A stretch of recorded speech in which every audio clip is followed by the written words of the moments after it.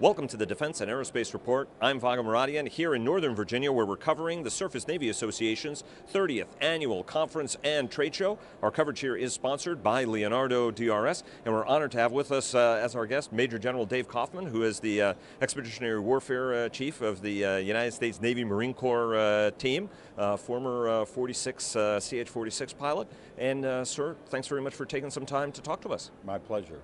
I want to start off, USS America is in service, a very, very different ship, an aviation ship that doesn't have a well deck. A little bit controversial at the time when the ship, and remains controversial because Marines are wedded to the well deck concept. But talk to us a little bit about what some of the lessons learned that are coming in.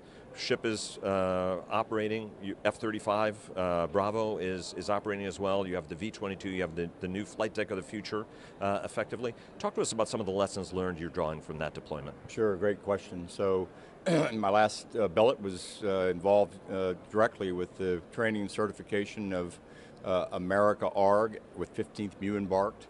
And Commodore Ruiz, the Fibron Commodore, and Colonel Clearfield, the MEU commander, are at the back end of their scheduled deployment. They're on their way back to the West Coast.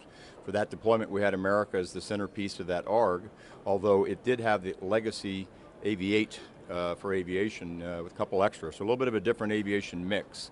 And we have worked on, and that team particularly did a great job of working on the strengths and weaknesses of the difference of that platform, which, as you note, is one of our aviation optimized LHAs. So America's the first out on that class, and then right behind it, we recently christened USS Tripoli, LHA 7, which will also be an aviation optimized, no well deck platform. And then behind that, we're going back to full well deck, full spectrum with Bougainville that's in build currently. So there's a lot to learn. Really the connecting thread that you hint at is the employment of the Joint Strike Fighter, for us the F-35B. What's going to happen next is, so America's done her maiden deployment. We've done a lot of other stuff with her, but this was her maiden regular scheduled deployment for forward deployed. WASP is moving into the Western Pacific, and Essex on the West Coast is in workup. So actually the F-35 employment shipboard is going to happen over the next year in the Western Pacific with the WASP ARG and 31st MEU, and then out of San Diego for a deployment across the Pacific, again a regular scheduled global force management deployment with Essex ARG and 13th MEU. So we're a little bit out of kilter here and there as far as the matchup. But what I think you're really getting at, or what I'll use your question for, is that we have disruptive, unpredictable, and really new generation capability that we are wedding to our traditional models of employment in our amphibious ready groups or other ways we put amphibious fleet to work. So we're really excited about that because there's technical challenge and things to surmount. There's operational concepts under development, but we're at a very good transition point, and we've got great folks in the fleet and in the Marine operating forces that are working on those challenges to be able to employ our latest airplane and our latest ship. So America had a great deployment with JR and Rome Ruiz. We're really excited to welcome them back. Again, learned a lot of things about that particular ship, and then did our usual fabulous job as a forward deployed force for Pacific and CENTCOM.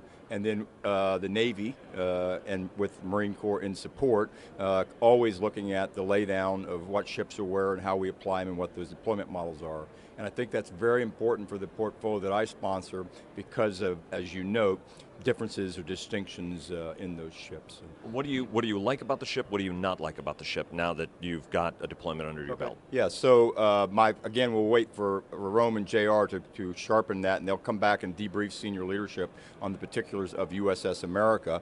But my view of it, having been on her a bit, is I can tell you one thing that's a real easy one. I like that it's got lots of gas, both for itself with the type plant it has. It can run long, and lots of aviation fuel, which is one of the strengths of that capability. When we did the workup with them, and interested to see how they did on the deployment, this gets deep toward operational concepts, and I won't go too far there. But I say playing with in the sense of we've got to experiment with that a bit. So we have now a much stronger than when I was a MEU commander, we have a long distance ace. So the V-22s, 53s, and our JSF sets us up with aerial refuelable long-range aviation that gives us a reach and a depth that is eye-watering, frankly. So the influence area for an amphibious assault ship like America goes into the thousands of miles, not hundreds of miles, assuming, which we can, pulling on theater aerial refueling or other capability to get them moving. So the reach and depth of influence from that type of ship is going to be really interesting. We're going to have to change our models, so we're at work on that as far as, and the Pacific Fleet has thought of this, in MAR4 PAC particularly, in terms of the mix and matches of the ships. And my personal view, what I'm working on, and just talk for myself on that, is in a lot of ways we need to kind of get beyond the traditional 3-ship amphibious ready group with embarked Marine Expeditionary Unit. It's good for certain things. It's still a good premier issue for forward deployed, forward engaged, but for where we're trying to operate in terms of contested domains, we really need to be talking about above ARG-MU is what I call it, and other ways to put the force together, Navy, Marine, SOF, and others, to give us the best capability. And that's where I think America and Tripoli will particularly come into play because of their optimization for the aviation. Now, behind them, Bougainville and LHA-9, when we get it, the 4th of that class, will also be JSF capable from birth, as opposed to modification, and will also be great ships. But I think these two particularly will remain as kind of obviously different, and we've got to sort through, and that work is underway, but we've got to sort through where should they be, how should we use them, and again, my personal view is I think it will be in somewhat different ways than what we just did with America, who really just took a due course turn with an ARG-MU. Let me ask you a little bit about F-35. There are modifications required to the ships in order to operate them. You said that their future ships are going to be built with it. What are the lessons you're learning about at-sea operation with the airplane? What's working out? What requires changes? You know, what are challenges? Obviously, the capability is tremendous. The range is significantly better. Payload, you have electronic warfare capabilities resident in the aircraft as well. But talk to us a little bit about some of the changes and just living with the airplane and playing with it. Okay, I won't go too far on that. Again, that's work happening kind of right now. So with those first deployments. So for the Marine Corps, we elected to put First Squadron 121 into Japan, land-based here. So that was a milestone to get them forward. In Iwakuni. In Iwakuni, yeah. And then the Second Squadron back on the West Coast in Yuma. So across those squadrons is where we're, again, over this next year, going to see the first sea-based deployments, basically. So we've done the work for the operational testing in that, and I'm excited about both of those, but to get going in Westpac, Western Pacific, with the sea-based JSF for the model out there for how they patrol, and then our first due course kind of full deployment cycle with the JSF in the ACE will be with 13th MU Essex off the West Coast.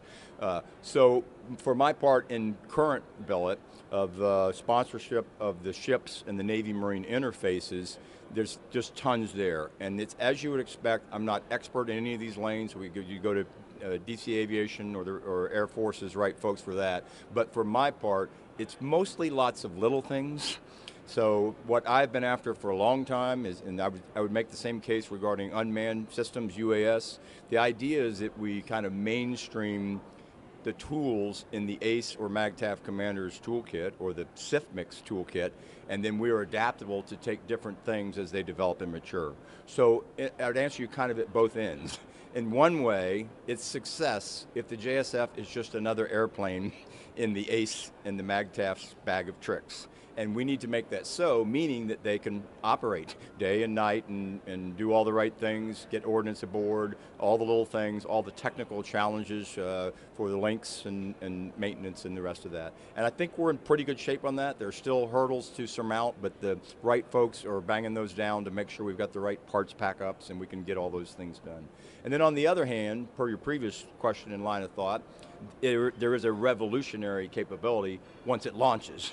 But frankly, all my years and all my time on amphibious ships and operating in those airports and seaports, there are some very basic things that just ain't going to change. So our trick is, and some of the theme this week of this conference you've been watching is proficiency at and from the sea is foundational to everything we do. And I don't care if you're launching a UAS, a CH-46, or a JSF, you need to be able to be proficient at doing it. So for the leadership, I think part of our challenge is to give them some room to get proficient, to get proficient. And so my personal view is we're in a pretty good place on that. We're getting the reps and touches, very clear, and you can go back to Admiral Swift and General Berger for backstop on that in terms of the Western Pacific. We're not going to move ahead of our capability in terms of basic proficiency. So we are balancing getting proficient with this airplane and a new capability, taking the things that we've learned over many, many years on how to operate safely at sea, and then the joy, the win is that when you launch, you've got something that's better than what we've ever really had to bring us into the 5th generation MAGTF that the Commandant's after. You have been working on that. Marine Corps has been in dedicated fashion working to push those out. It's a long-term vision, more than 2 decades of work to get that F-35, V-22 combination. Looking at MLP, which is now ESB, having dropped the letter, but also looking at, new amphibious vehicle is coming into service, but more importantly, you've been looking at returning, the Marine Corps in its long history, the battles in the Pacific and Pacific Islands will hold a very special place, and you guys have been working on how do we get back in the Pacific, how do we do distributed island operations, project force from those islands. Bring us up to speed on the latest thinking. There was a great study, the letter of agreement between the Navy and the Marine Corps about that, but there are logistical challenges to putting those penny packets out. I know each one of these deployments, whether it's been Boxer or anybody else, has looked and played with some of these concepts. Talk to us about the most emerging cutting edge thinking about how the Marine Corps would position forward, position in a distributed fashion to be able to both project force across a wider patch of territory, probably in history for a force of its size and its composition. Talk to us a little about that. Yeah, so really the start point is Navy and Marine. So Commandant and CNO co-signed a concept for literal operations in contested environments. And I'm going to talk about this some more during the course of the conference here this week. So that's the battle space that's from the sea. The Commandant Neller set as his #1 challenge, integrate the naval force to fight at and from the sea. So what we're talking about is how to put all of the pieces together in challenging and crowded battle space. And to the point of the conference here, it is by rule cross-domain, because this is where the water meets the sea. So we've got them all, air, sea, undersea, cyberspace, and land. And the linkage of sea control to power projection is kind of what I do for a living for CMC, CNO, and SecNav to try and work on how we can do that better. So, and as you imply, we believe that a future operating environment is going to be very challenging in that arena. So we have a baseline concept, and we are exploring with the Navy and other players in the Joint Force how to do what you're talking about. We know that it requires some element of distribution. Here we had Admiral Roden, SWOBOS here this week regarding distributed lethality. So surface Navy, that's the focus this week, is after the same thing. Can't come at it from one place, it's distributing. It's a networked grid of sensors and shooters and kill chains. And the same would apply, you mentioned the other battle space functions. So it's not just for your fires, it's for maneuver, it's for intelligence, it's for sense, make sense, act, it's for your logistics. We've got a big rock project to reevaluate the ability of the nation to backstop a power projection operation with the right beans, bolts, and band-aids, all the things you need to get out there.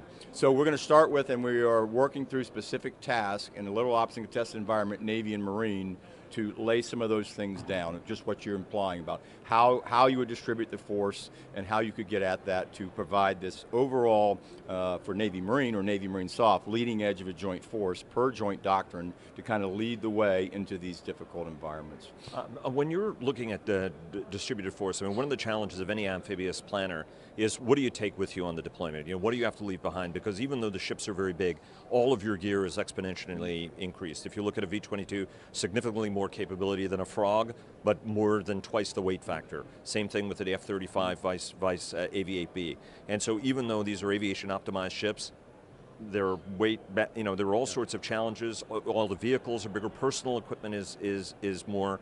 At what point and talk to us a little bit about the thinking on how you manage that gear equation. Do you need more ships? Do you have to fundamentally rethink the shape of an ARG or an ESG or a MU to ensure that you've got that loadout, the extra logistics and everything else in the event, because whatever you're building now will be what you're going to have to live with, and these ships are already getting very, very tight, even though they're very, very capable. Talk to us a little bit about the thinking of how you manage to do this, because all my friends who are out in the fleet are saying, man, it's getting tougher and tougher each time because we're trying to handle a wider array of mission sets when we go forward. So I think I'll go in the direction of, first, what I've learned in my MAGTF time over the last 30 years is we never really, now there was an era of immature theaters, and when I deployed in the 80s and 90s, it was the notion of you're it, and you're at the leading edge, and there's nobody in this country.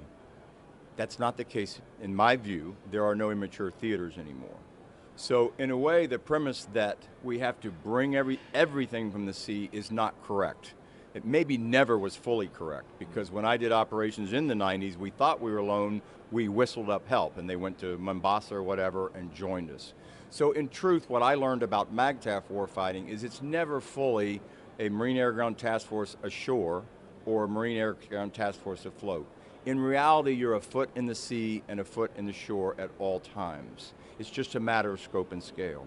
So I am less concerned. Now, we still have done the work, and the boilerplate answer we give is about 80% of the combat power of an embarked MAGTF would come, if it was all on the ships, would need to come via surface connectors and come from those well decks or come off that way, because aviation doesn't carry the big stuff in the same way, obviously. And I agree, that's important, I agree with that.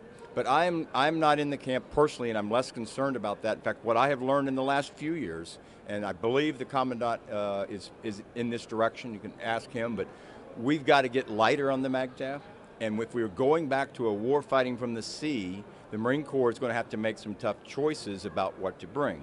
So one, to give you the ability to go from the sea, but I don't think you'll ever be fully there. So I'm not so concerned particularly with the ground side. What I've learned in the last few years at MU and MEB level, in fact, I have reminded MU commanders, I said it's not actually about how much stuff you can get on the ship.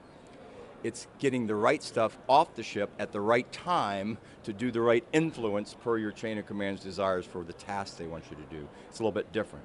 Now with aviation, I think about it a little bit differently, or I did as a MAGTF commander, as a coach of MAGTF commanders.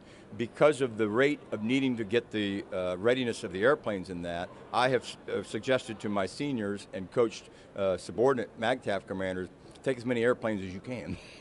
Because what you get there is, back to the JSF discussion, you get the free service provided by the US Navy of a great airport, an intermediate maintenance facility, and you can move it wherever you want. So for aviation, the reach and depth of that, this is my personal warfighting view, I'm at the extreme of take as much as you can fit.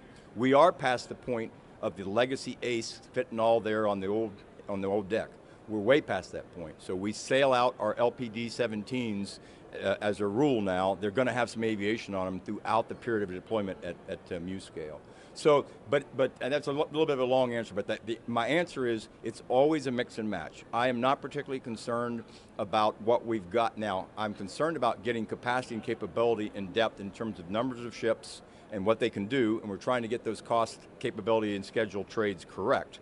But it's about the operational art of applying that capability inside the joint force. What's come by sea, what's backed up by the sea base of other logistics vessels and other support, and then how you maneuver those sea and shore. And that's what the little ops and contested environment is about too. You asked, I'll just bridge to, you asked earlier and we didn't quite get to it, the idea of so-called alternative platforms, MSC ships, afloat staging bases, purpose-built or optimized for our transition from MLP to ES, traditionally support base.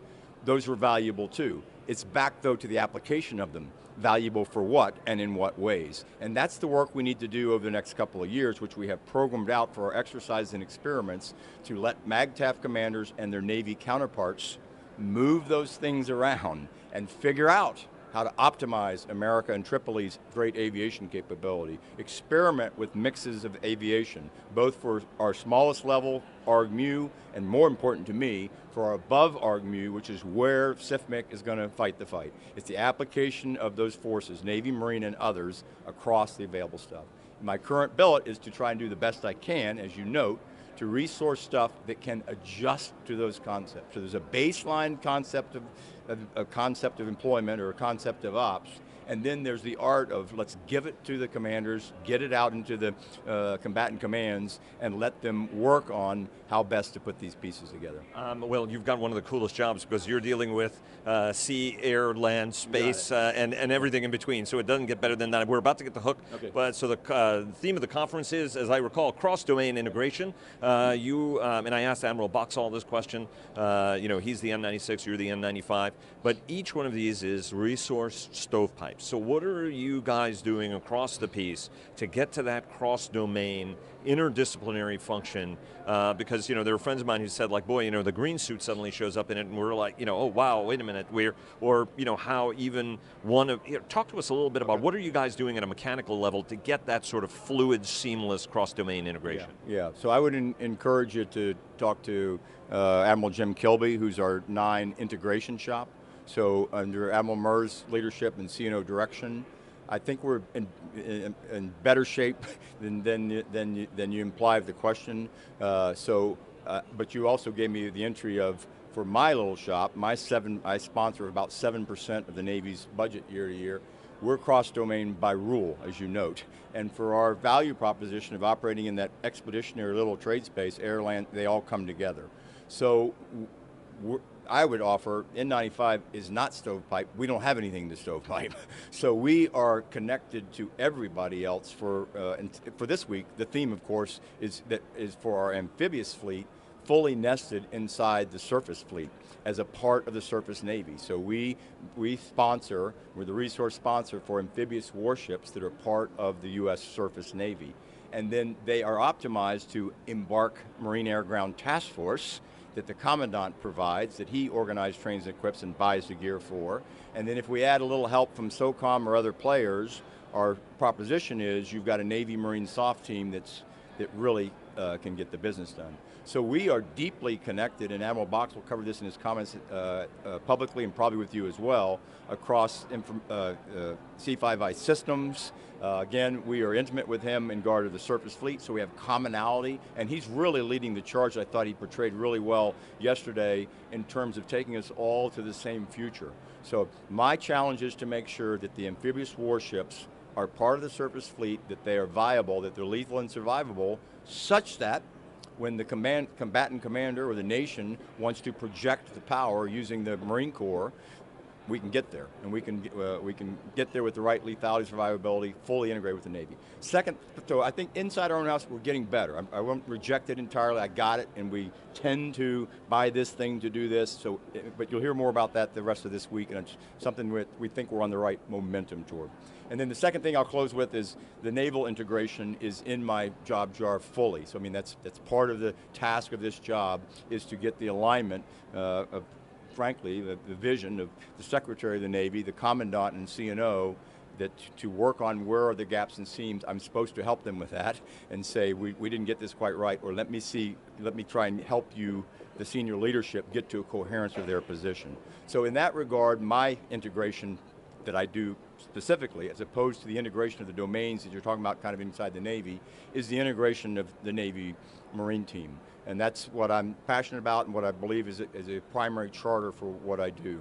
And that's where we look at fiscally, technically, and operationally, back to the discussion regarding JSF or other new things. Did we buy and then build and then employ this thing such that it's going to give value to the operational commander on a day-to-day basis, forward deployed, forward engaged, and then as we move across the range of military operations, particularly if we have to get into a big fight. So that's what we wake up doing, working on next generation expeditionary warfare that is fully integrated into the naval services, Navy and Marine and other friends, and that we can deliver an integrated capability that's going to make a difference. We're excited about a lot of those things that are happening in the next year. We've got a lot of so-called big rock projects. You hit a couple of these, we've got to take some steps back. The logistics one, we didn't get a chance to talk about it at length, but we've got to take some steps back to work on some of these other areas and reset the landscape based on this current and future expected environment.